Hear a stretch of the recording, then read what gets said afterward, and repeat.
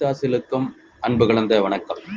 9/8/2026 ஞாயிற்றுக்கிழமை திருச்சியில் மாநில செயற்குழு கூட்டம் நடைபெற்றது.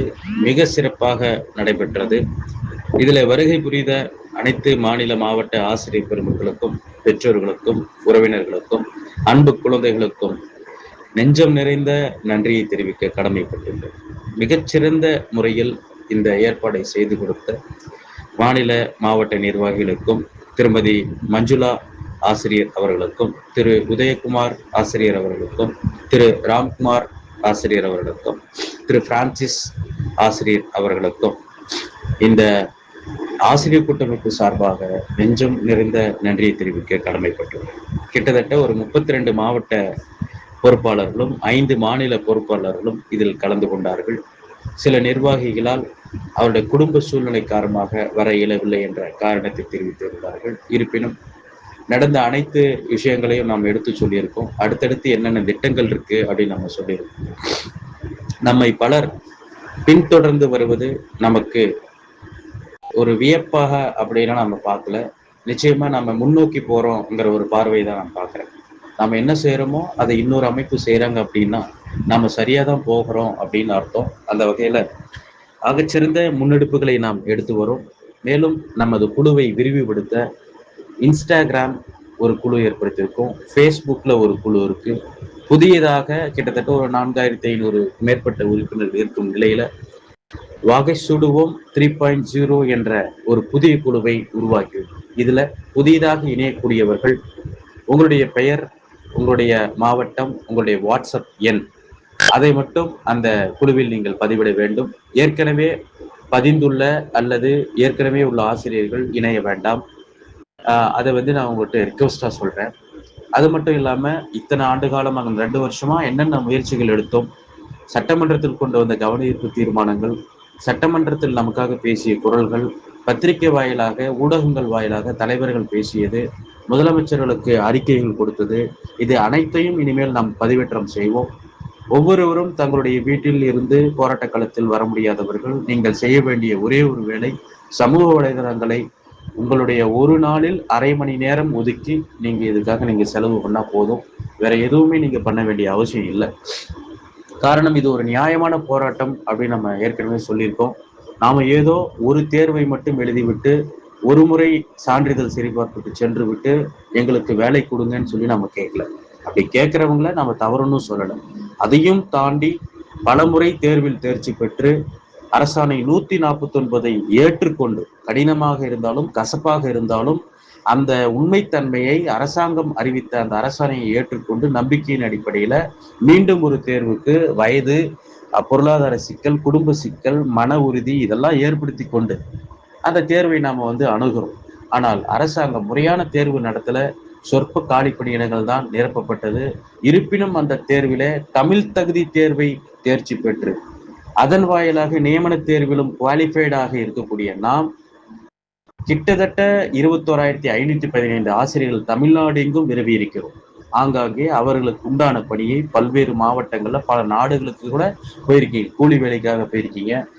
இங்க இருக்கக்கூடிய மாவட்டங்கள்ல கூலி வேலைகள் இருப்பீங்க, ஒரு கான்ட்ராக்ட் பேஸ்ல இருப்பீங்க, வேலையே இல்லாம கூட இருப்பீங்க, அடிமைத்தனத்திலும் அடிமையாக கூட சிலர் பல்வேறு பணிகளில் இருப்பதாக தெரிய வருகிறது. தற்காலிக ஆசிரியர்களாக கூட இருந்துட்டு வரோம். இப்படி இருக்கிற சூழல்ல நான் இங்க சொல்லக்கூடிய ஒரே ஒரு விஷயம் தான், ஒரு ஆச்சரியமான விஷயம். ரொம்ப நாள் நம்ம இதை சொல்லக்கூடாதுன்னு நினைச்சு இருந்தாலும் நம்ம சொல்றோம். இந்த குழுவில் நீங்கள் இணைய வேண்டும், இணைந்து தொடர்ந்து பயணிக்க வேண்டும், அது முதன்மையான நோக்கம். இருந்தாலும் இந்த தகவலை நான் சொல்ல கடமைப்பட்டிருக்கேன். அதாவது 2013 2024 வரை பேப்பர் 1, அதாவது பிரைமரி ஸ்கூல் தொடக்க பள்ளிக்கு 1 to 5க்கு டெட் தேர்வில் தேர்ச்சி பெற்றவங்களுடைய எண்ணிக்கை 68,000, சுமார் 68,000 வச்சுக்கோங்களேன். நான் ஒரே ஒரு பொதுவான ஒரு கேள்வி கேட்கிறேன். பலர் பல முன்னெடுப்புகளை எடுத்திருக்காங்க. ஆனால் இந்த 2024ல சொற்பமாக, பாதிக்கும் குறைவாக 27,000 ஆசிரியர்கள் தான் இந்த தேர்வுல கலந்துக்கிறாங்க. அந்த 27,000 ஆசிரியர்ல ஒரு 1,400 பேர் தமிழ்ல ஃபெயில் ஆகுறாங்க. ஒரு 2400 போஸ்டிங்ஸ் போடப்படுது. மீதமுள்ள ஆசிரியரோட எண்ணிக்கை தான் ஒட்டுமொத்தமாக இருக்குது. 30,000க்கு மேற்பட்ட காலிப்பணிகள் இருக்கு. அதனால நாங்க நிரப்புங்கன்னு சொல்லி நம்ம கேட்டிருக்கோம். பல்வேறு தீர்மானங்களை கொண்டு வந்திருக்கோம். பல தலைவர்கள் முன்மொழிஞ்சிருக்காங்க. ஏன் மதிப்புக்குரிய மாண்புமிகு அண்ணன் அன்புமணி ராமதாஸ் அவர்கள் நீண்ட அறிக்கை கொடுத்திருக்காங்க. மாண்புமிகு திருமாவளவன் அண்ணன் அறிக்கை கொடுத்திருக்காங்க. பல்வேறு சட்டமன்ற உறுப்பினர்கள் அண்ணன் துரைவைக்கு அவர்கள் கொடுத்திருக்காங்க. முக்கியமாக சிபிஐ, சிபிஎம் போன்ற மக்களுக்காக இயங்கக்கூடிய கட்சிகள் அறிக்கைகள் வாயிலாக, போராட்டங்கள் வாயிலாக ஆதரவு நிலைப்பாடோடு இருக்காங்க. இந்த நிலையெல்லாம் இருக்கும் பொழுது நான் கேட்பது ஒரே ஒரு கேள்விதான். 68,000 ஆசிரியர்கள் தேர்ச்சி பெற்றாங்க. 27,000 ஆசிரியர்கள் தான் எழுத வந்திருக்காங்க. ஒரு 42,000 ஆசிரியர்கள் இதுல ஆப்சென்ட் ஆயிருக்காங்க. அதுல ஒரு 4-5,000 பேருக்கு ஒரு நம்பிக்கையின்மை ஏற்பட்டிருக்கலாம், இல்ல வேற துறைக்கு போயிருக்கலாம். ஆனா ஒரு 30,000 ஆசிரியர்களை இந்த தேர்வை எழுத விடாமல் தடுத்தவர்கள் யார்? அவநம்பிக்கையை கொடுத்து இந்த தேர்வை எழுத வேண்டாம் சொல்லி உங்களை மேனிப்புலேட் பண்ணது யார்? உங்களை மூளைச்சலவை செய்தது யார்? உங்களை இந்த தேர்வை எழுத விடாமல் தடுத்தது யார் என்ற கேள்வியை இந்த குரல் பதிவு வாயிலாக நான் உங்ககிட்ட கேட்கிறேன். நீங்களே உங்க மனசாட்சிக்கிட்ட கேளுங்க. ஏன் இந்த தேர்வு நீங்க எழுதாம போனீங்க? உங்களை யார் தடுத்தா? குறைந்த காலி பணியிடம் தான். ஆனாலும் போட்டியிட்டு இருந்தால், எல்லோரும் சேர்ந்து இணைந்து போராடி இருந்தால் இது எவ்வளவு பெரிய போராட்டமா மாறி இருக்கும். ஒரு தேர்வை நீங்க அரசாங்கம் அறிவித்த பிறகு அதை நீங்க பாய்காட் பண்றதை விட அந்த தேர்வையும் எழுதி மீண்டும் உங்களுடைய தகுதியை நிரூபித்திருக்கும் பொழுது இந்த வலுவான ஒரு கூட்டமாக இது மாறி இருக்கும். ஆனால் ஆதாயம் தேடும் சிலர் இந்த தேர்வை எழுதிவிட்டு இன்னைக்கு வேலைக்கு போயிட்டாங்க. ஆனா நீங்க தேர்வு எழுத வேண்டாம்னு உங்களை சொன்னவங்க எல்லாருமே இன்னைக்கு எந்த இடத்துல இருக்காங்க, உங்களை எந்த மாதிரி மேனிப்புலேட் பண்ணியிருக்காங்கன்றதை நீங்க நல்லா உற்று கவனிக்க வேண்டும் என கேட்டுக்கொள்கிறேன். இது நான் எதிர்ச்சியா சொல்றேன். ஏன் இத்தனை பேர், 10,000 பேர் எழுதல? இத்தனை வருஷம் பாடுபட்டுட்டு ஏன் இந்த ஒரு தேர்வை எழுதலங்கிற ஒரு ஒரு ஒரு நோக்கத்துலதான் அந்த கேள்வி கேட்கிறேன். அதை நீங்களே பர்சனலா நீங்களே அனலைஸ் பண்ணணும்னு சொல்லி நம்ம கேட்கிறோம். அது மட்டும் இல்லாம நாம அடுத்தது என்னென்ன செய்ய வேண்டும், நம்மளோட நோக்கம் என்ன? எனக்கும் பணி எல்லோருக்கும் பணிங்கிற மாபெரும் ஒரு சித்தாந்தம். எனக்கு மட்டும் வேலை கிடைச்சா போதாது, என்னோடு பயணிக்கிற, என்னோடு இருக்கக்கூடிய அக்கா தங்கைகள், தம்பி தங்கைகள் அனைவருக்கும் வேலை கிடைக்க வேண்டும். பாதிக்கப்பட்டுள்ள, அதாவது மாற்றுத்திறனாளியாக கிட்டத்தட்ட ஒரு 1,500 ஆசிரியர்கள் இருக்காங்க. பெண் ஆசிரியர்கள் சுமார் ஒரு 15,000 பெண் ஆசிரியர்கள் இதுல பாதிக்கப்பட்டிருக்காங்க. ஒட்டுமொத்த சமூகத்துக்கும் ஒரு விடிவு காலம் ஏற்பட வேண்டும் என்ற ஒற்றை நோக்கத்தை தவிர வேற எந்த நோக்கமும் இல்லை. அதுக்காக தான் இந்த குழு செயல்படுகிறது. அதனால்தான் பதிவு பெற்ற அமைப்பாக நாம் மாறியிருக்கோம். தமிழ்நாடு எங்கும் அமைப்பை ஏற்படுத்தியிருக்கோம். ஒவ்வொரு மாவட்டத்திலையும் பல்வேறு முன்னெடுப்புகளை நாம் எடுத்திருக்கோம். நாம் துவங்கிய காலகட்டம் 2 ஆண்டு காலமாக இருந்தாலும் பல பல விஷயங்கள் நாம் முன்னோக்கி தான் போயிட்டு இருக்கோம். பலர் நம்மளை கிரிட்டிசைஸ் பண்ணலாம். ஆனா நாம செய்யற செயல்படதான் அவங்களும் செஞ்சுக்கிட்டு இருக்கிறாங்க. நம்மளை பார்த்துதான் அவங்களும் ஃபாலோ பண்றாங்கிறத உங்க கருத்துக்கே நான் விடுறேன். அது உங்களுக்கே நல்லாவே தெரியும். நாம என்ன பண்ண போறோம்னா, பல்வேறு கூட்டங்கள்ல, பல்வேறு போராட்டங்கள்ல, பல்வேறு ஆலோசனை கூட்டங்கள்ல நம்ம பல தீர்மானங்களை எல்லாம் கொண்டு வந்திருக்கோம். அந்த ஒட்டுமொத்த தீர்மானத்துக்கும் இறுதி வடிவம் கொடுத்து ஒரு புத்தக வடிவத்துல சுமார் ஒரு 2,000 புத்தக வடிவத்துல ஒரு மனு தயாரிக்கப்படும். ஒவ்வொரு மாவட்டத்துக்கும் மாவட்ட பொறுப்பாளர்கிட்ட சுமார் 50-100 புத்தகங்கள் கொடுக்கப்படும். அமைச்சர் பெருமக்கள், கூட்டணி கட்சி தலைவர்கள், சட்டமன்ற உறுப்பினர்கள், 233 இன்னைக்கு டெபிஷியன்சியா இருக்கிறது 230ன்னு வச்சுக்கோங்க. 230 சட்டமன்ற உறுப்பினர்களுக்கும் நேரடியாக இதை வழங்கி வரக்கூடிய சட்டமன்ற கூட்டத்தொடர்ல நிச்சயமாக ஒரு கவன ஈர்ப்பு தீர்மானம் கொண்டு வரப்படும். அந்த கவன ஈர்ப்பு தீர்மானத்துக்கு மாண்புமிகு தமிழ்நாடு பள்ளிக்கல்வித்துறை அமைச்சர், எழுச்சி மிக்க ஒரு துடிப்பு மிக்க ஒரு இளமையான ஒரு பள்ளிக்கல்வித்துறை அமைச்சர், சாதாரண ஏழ்மை குடும்பத்திலிருந்து வந்த பள்ளிக்கல்வித்துறை அமைச்சர் நிச்சயமாக இதை பார்ப்பார். ஏற்கனவே 2-3 முறை சந்திச்சிருக்கோம். ஆலோசனையில் ஈடுபடுவதாக சொல்லியிருந்தாங்க.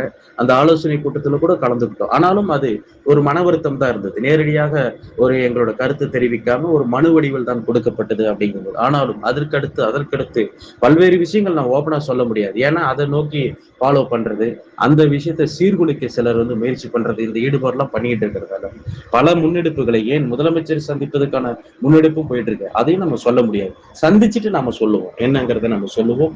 காலம் பதில் சொல்லும். அதற்கான காலம் கூடி கொண்டு இருக்கிறது. எனவே சுமார் அந்த புத்தக வடிவில் இருக்கக்கூடிய மனுவை அளிக்க போறோம். 50,000க்கு மேற்பட்ட உங்களுக்கு நோட்டீஸ் நாங்க தயார் பண்றோம். அந்த மனு அடிப்படையில ஒற்றை பக்கம் கொண்ட நோட்டீஸ் கொடுப்போம். அந்த நோட்டீஸை ஒவ்வொரு மாவட்டத்திலையும் சுமார் ஒரு 2,000 நோட்டீஸ் பத்திரிகைகள்ல நீங்க வந்து கொடுக்கணும். ஒரு முக்கியமான நாளிதழ்ல மாவட்டம் தோறும் 2000க்கும் மேற்பட்ட அல்லது 5000க்கும் மேற்பட்ட நோட்டீஸ் வந்து ப்ரிப்பேர் பண்ணி நம்ம கொடுக்க போறோம். அதுல கியூஆர் கோட் இருக்கும், போன் நம்பர் இருக்கும். எல்லோருமே இணைக்க தான் இந்த திட்டம். இது ஒரு மாபெரும் ஒரு மக்கள் இயக்கமாக, கல்வி புரட்சிக்கான கல்வி இயக்கமாக தான் இது இருக்கும். நாம அரசு பணி நாம கேட்கறதெல்லாம் தாண்டி இது ஒரு கல்வி இயக்கமாக இருக்க வேண்டும். காரணம், நாம் எத்தனையோ தீர்மானங்கள்ல கொண்டு வந்திருக்கோம்.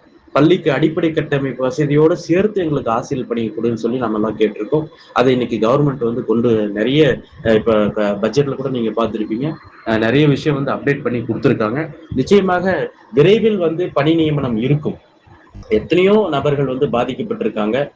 2013 இருந்து ஒற்றை தேர்வு எழுதியவர்களும் உண்டு, பல தேர்வு எழுதியவர்களும் உண்டு. அந்த அடிப்படையில நாம் தொடர்ந்து இயங்கிக் கொண்டிருக்கிறோம். இது ஒரு மக்கள் இயக்கமாக, ஒரு ஒரு குடும்ப இயக்கமாக நாம் இதை மாற்ற வேண்டும்.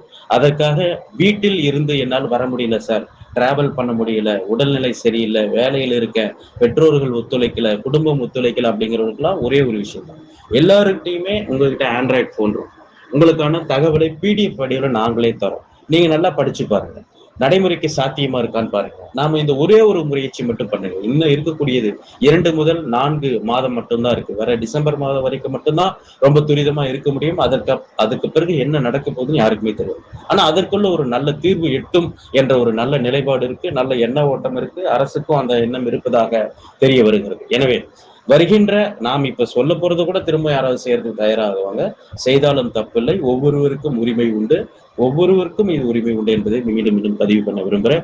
ஆகஸ்ட் 15ஆம் தேதி கிராம சபை கூட்டத்துல நீங்க தீர்மானம், உங்களோட முன்னாள் ஊராட்சி மன்ற தலைவர் அல்லது பிஇஓ அலுவலகம் மூலியமா இருக்கக்கூடிய ஊராட்சி செயலர் வழியாக நாம் கொடுக்கக்கூடிய பிடிஎஃப் வந்து படிச்சு காட்டி, இத்தனை பாதிப்பு இருக்கு, என்னுடைய கிராமம் என்னுடைய பள்ளி, அந்த மாதிரி ஒரு தீர்மானத்தை கொண்டு வாங்க. என்னுடைய கிராமத்துக்கு, என்னுடைய பள்ளிக்கு நான் படிச்சிருக்கேன், இத்தனை தேர்வு எழுதியிருக்கேன், என் கிராமத்தை காப்பாற்ற, என் கிராமத்தின் கல்வியை ஊக்குவிக்க நான் அரசு பணியில் சென்றால் நான் நிச்சயமா நல்லா இந்த கிராமத்தை வந்து ஒரு முன்னோக்கு பாதையில வருவேன். அதனால இந்த கிராம சபை கூட்டத்துல எங்களோட தீர்மானத்தை நிறைவேற்றி கொடுங்கள் என்று சொல்லி நீங்க அவங்க கிட்ட கேட்டு அந்த தீர்மானத்தை வந்து போட்டோ நகல் எடுத்து நீங்க உங்க சார்ந்த மாவட்டத்துக்கு நீங்க அனுப்பணும். இது முதல் பணி. 2வது, ஆகஸ்ட் 17ஆம் தேதி 2வது, அதாவது கிராம சபை, என்னால கிராமத்தை விட்டு வெளியவே வர முடியாதுன்னா முதல்ல கிராம சபை கூட்டத்துல உங்களோட தீர்மானத்தை கொண்டு வாங்க. 2வது, ஆகஸ்ட் 17ஆம் தேதி திங்கட்கிழமை, ஒவ்வொரு திங்கட்கிழமையும் மண்டே பெட்டிஷன் கலெக்டர் அலுவலகத்துல வாங்குவாங்க. அப்போ நீங்க என்ன பண்ண போறீங்கன்னா, மண்டே பெட்டிஷன் அப்போ நீங்க போயிட்டு நிச்சயமாக உங்களுடைய கலெக்டர், அதாவது ஆட்சியாளர்கிட்ட நீங்க போயிட்டு அந்த நம்ம கொடுக்கக்கூடிய பிடிஎஃப் மனு வடிவில் நீங்க வந்து அங்க முன்பதிவு வாங்கி ஒரு ரசீது கொடுப்பாங்க. அதன் வழியாக ஆட்சியருக்கு நீங்க வந்து அந்த மனு வந்து கொடுக்கணும். இது ரெண்டும் வந்து யார் பண்ண போறீங்க அப்படின்னா, முதல்ல கிராமத்திலே இருக்கேன் சார், என்னால வர முடியாது அப்படிங்கிறவங்க கிராம சபை கூட்டத்திலையும், என்னால் பயணிக்க முடியும் அப்படின்னா குறைஞ்சபட்சம் உங்களை எல்லாம் கேட்டுக்கிறது என்னன்னா, ரொம்ப ரொம்ப குறைந்தபட்சமாக ஒரு மாவட்டத்திற்கு குறைந்தபட்சமா நான் சொல்றேன், ஒரு 5 பேர் போங்க, ஒரே ஒரு மனுவை கொண்டு போங்க. போயிட்டு இந்த மாதிரிதான் விஷயம்னு சொல்லிட்டு ஒவ்வொருத்தரும் தனிப்பட்ட முறையில உங்களுடைய மாவட்ட ஆட்சியருக்கும் உங்களுடைய மாவட்ட கல்வி வளர்ச்சி அலுவலர், அதாவது டிஸ்ட்ரிக்ட் டிஇஓக்கும் கொடுங்க. சிஇஓ கிடையாது, டிஇஓக்கும் கலெக்டருக்கும் 2 மனு மட்டும் நாம கொடுக்குற பிடிஎஃப் ஜஸ்ட் ஒரு 5 ரூபா செலவு பண்ணி ஒரு ஜெராக்ஸ் பண்ணி நீங்க பண்ணுங்க. மற்றதெல்லாம் மாநிலம் தோறும் பயணிக்கக்கூடிய வேலையை நாங்க பார்த்துக்கிறோம். நீங்க எதுக்கும் வருத்தப்படாதீங்க. ஏற்கனவே சொல்லது போல 5000 உங்களுக்கு வந்து நோட்டீஸ் கொடுக்கப்படும். அதற்கு மாவட்ட நிர்வாகிகள் வந்து பொறுப்பெடுத்துட்டு அதை வந்து நிச்சயமாக ஒவ்வொரு செய்தித்தாள்களையும் கொடுக்க போறாங்க. அடுத்ததாக மிக முக்கியமாக 24ஆம் தேதி சட்டமன்ற கூட்டத்தொடரில் நமக்கான கவனஈர்ப்பு தீர்மானத்தில் நிச்சயமாக சொல்றேன், மாண்புமிகு பள்ளிக்கல்வித்துறை அமைச்சர் ஒரு நல்ல பதிலை அளிப்பார். அதற்கு நீங்க இதெல்லாம் செய்யணும், அதற்கு முன்பாகவே இதெல்லாம் நீங்க செய்யணும்னு சொல்லி நான் கேட்டுக்கிறேன். இன்னும் பல முக்கிய முன்னேற்பாடுகள்லாம் இருக்கு, அதை போன்ல சொல்ல முடியாது. ஏன்னா பல ரெஸ்ட்ரிக்ஷன் நாம இப்ப நமக்குள்ளே நம்ம கண்ட்ரோல் பண்ணிக்கணும். காரணம், பல விஷயங்கள் வெளியே போகும்போது அதை பின்தொடர்ந்து அது போலவே செய்து இருட்டடிப்பு வேலை, இது யார் செஞ்சாங்கன்னே தெரியாத அளவுக்கு பரவலாக நம்மை ஒடுக்க ஒரு 10 அமைப்பு இருக்குன்னு கூட வச்சுங்களேன். ஒரு 4-5 பேர் அப்படியே இதை வந்து அதாவது ஒரே மாதிரியா எல்லாமே ஒண்ணுதாங்கிற மாதிரி கொண்டு போறாங்க. நான் எப்பயும் சொல்றேன், எல்லாரோட போராட்டமும் நியாயம்தான். ஆனால் நம்ம போராட்டம் இது ஒரு வேற வழி. இதை டைவர்ட் பண்றது, டைவர்ஷன் பண்றது வேலையெல்லாம் சிலர் வந்து ஈடுபடுறது மனசுக்கு கஷ்டமா தான் இருக்கும். ஒவ்வொருத்தருக்கும் உங்களோட ஸ்டைல்ல, உங்களோட பாணியில நீங்க செய்யணும். அது உங்களோட உரிமை. அது நீங்க செய்யுங்க. யாரும் தடுக்கல. உங்களுக்கும் நான் வாழ்த்துக்கள் தான் சொல்றேன். உங்களோட முயற்சி உங்களோட முயற்சியில வெற்றி பெறட்டும். எங்களுடைய முயற்சி எங்களோட முயற்சியில வெற்றி பெற வேண்டும் என எடுத்து சொல்றேன். மேற்கண்ட தகவல்கள் உங்கள் எல்லாருக்கும் பயனுள்ளதாக இருக்கும் என நம்புகிறேன். அதுபோல அந்த இன்ஸ்டாகிராம் பக்கத்தை நீங்கள் ஒவ்வொருவருக்கும் உங்களோட உறவினருக்கு என்னென்னலாம் நாங்க குடுக்குறோமோ, அது ஜஸ்ட் நீங்க ஷேர் பண்ணா போதும். அதுக்கு எந்த பிரச்சனையும் இருக்காது. Facebookஅ பயன்படுத்திட்டு இருக்கீங்க. நீங்க Twitterஅ பயன்படுத்திட்டு இருக்கீங்க. எல்லா இடத்துலயும் உங்களோட அக்கவுண்ட் இருக்கு. இந்த இந்த மாதிரி சமூக வலைதளங்கள் பயன்படுத்த முடியலன்னா, குறைந்தது ஒரு 2 மாத காலம் மட்டும் இத பயன்படுத்தி விட்டு, வேண்டாம் என்றால் நீங்க மீண்டும் 2 மாதத்துக்கு அதுக்காக நீங்க டெலீட் கூட பண்ணிக்கலாம். பட் நமக்கு இருக்கிற டைம் இந்த 4 மாதம் மட்டும் தான் பயன்படுத்திக்க வேண்டும். நிச்சயமாக வெற்றி பெறுவோம். வாகை சூடுவோம். நன்றி, வணக்கம்.